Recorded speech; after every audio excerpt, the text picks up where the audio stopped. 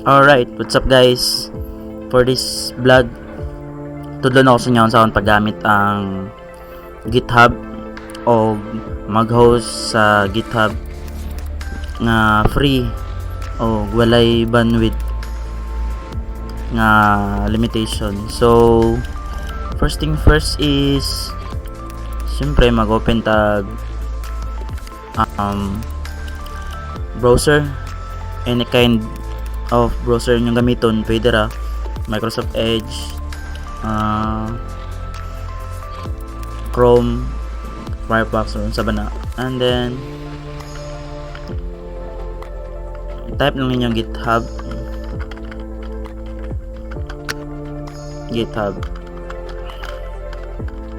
like then if wala pa may GitHub account, logout sa nato. Ayun, nakalagin naman good ko, nakasave daan sa nako. Alright, kung wala pa may GitHub account, pwede nyo mo gamit o Gmail account ninyo or even Facebook, pwede po. So kay nanama ko yung account, kailangan lang ta mag sign in. If wala pa may account, sign up pa mo. Then sa pag sign in, alright, kita niyo dra ako ang gigamit nga account is ako ang Gmail nako. Then pag sign in ninyo, then so muna ni siyang interface nga makita. Then click ninyo ni, tapos adto mo sa inyohang your profile or inyong account. Alright, so muna ako ang GitHub account. And then sa pag-host, mag-add tag repository. Like example na to, mag-add tag isa. Naman mo kayo mga repo daan, but mag-add ko isa sa repository. Try tag pangalan sa repository ninyo, say pangalan ninyo, tay test. Tapos sa ibutang nyo nga description, ibutang nyo dra nga papantuod nga mo na siya sample lang. And then check ninyo ni add readme file or pwede ra pa dili, pero ako sagaran gina check na ako na siya. Then create repository, then after you've created this, syempre mag-add files na ta. So sa pag-add og file or add og files, check lang yun yung upload files. Alright, pakita na ko sa inyo na ako yung nag-mo dre last time nga templated na siya. Just gamay na lang edit na to. So ang portfolio na akong nahimo, itistingan na to ni. So mo ni siya ang portfolio nga akong nahimo kunuhay. Then i-try na to nag-host nga dili ni naka-default sa kanang account kaniniya sa naka-directory path, which is kani. I-try na to host nga makita na sa online. So balik anto diri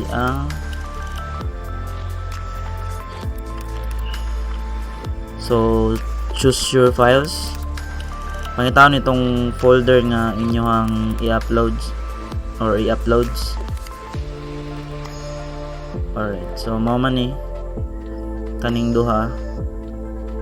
Then ang asset, like naadra sa asset naman nadatanan ang inyong folder sa inyong CSS, sa inyong JavaScript or sa inyong Bootstrap or mga plugins ninyo.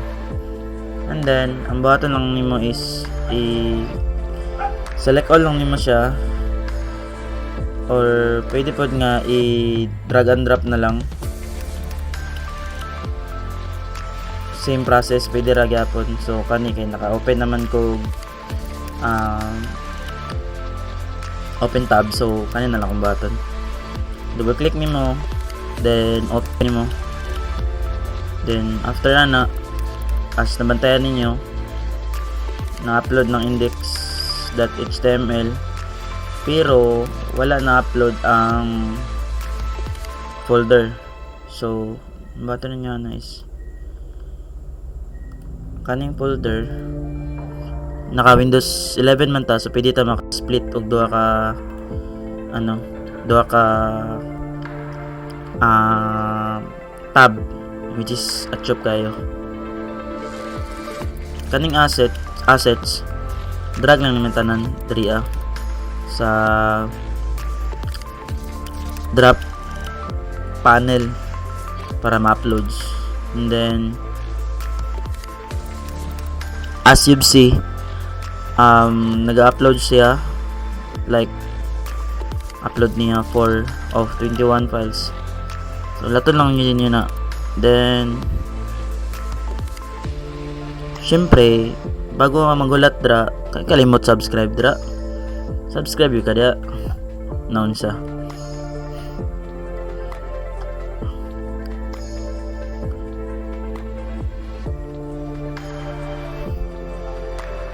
Alright, malaton lang.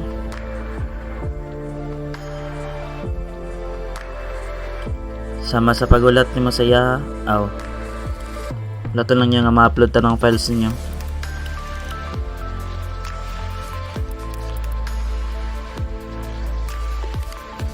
Alright, so yun. Alright, so balik ta diri So kay na-upload naman tanan or na-uploads naman tanan, commit changes ta, which is i-save na niya. Then take a while, gina-fetch pa niya tanan sa ilang database. So as you can see mo na ni, then balik ka sa imohang account dere sa imong your repositories. Sa your repositories, as nakita nimo ning test, mao niya to ang gihimo. Sample lang, naka-public siya nya po, pure HTML siya og CSS na pa CSS pas. So i-click na to ni, pag click niyo na guys, so muna siya, mapop-up na siya. And then next button ninyo is mod to diri sa settings. Then sa settings pwede ka maka-usab og pangalan. Sa imong example ganina kay test mo itong ibutang, so pwede na to siya usbon, pwede po dili. So sa pag-host na sa para makita sa online, ato lang ka diri sa pages. Then diri sa pages, as makita ninyo ning none diri sa branch, nay duha ka select diri nga pwede niyo i-select. I-click na to ning main. Pasabot sa main is naka-root siya kung unsa tong index, unsa tong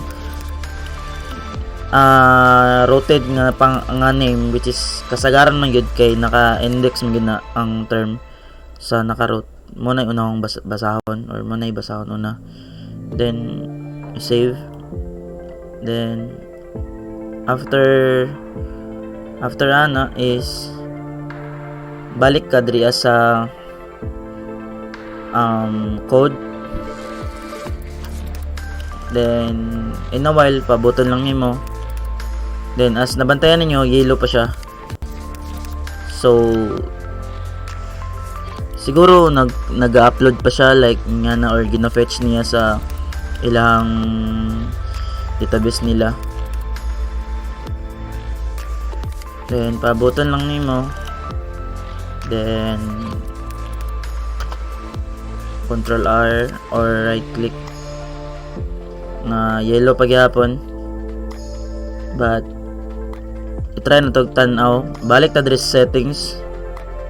Then sa settings, ato diri sa pages. Yun. Then as you can see, your site is live at naghatag siya link. So mo na ni guys. Mo na yung gamiton nga para makita ninyo tong inyong kuan nga naka-host na siya. Di ba? Dali ra kaya pag-host. Gusto lang yung Bisaya nga tutorial kay di mo ganagin diyan no. Then kapiyon ninyo ni kani nga link. Then i-try na to ni new tab ta. Naka-private. Like kapiyon na to ni. Di ba? Same result lang siya. Guys, ang nakanindot sa pag-host sa GitHub is wala siya bayad. Wala siya bayad tapos limited lang unlimited ang yang bandwidth. Not just like pareha sa mga hosting sites or cloud hosting nga kanang nasa bandwidth, depende sa imong bandwidth, depende sa imong subscription pod. Pero ang naka disadvantage lang is dili nimo siya tanggal gud nga unsa to imong gusto i-domain nga pangalan, like butang na mo diri markvalue.com. Nagi siya extension nga naka github.io.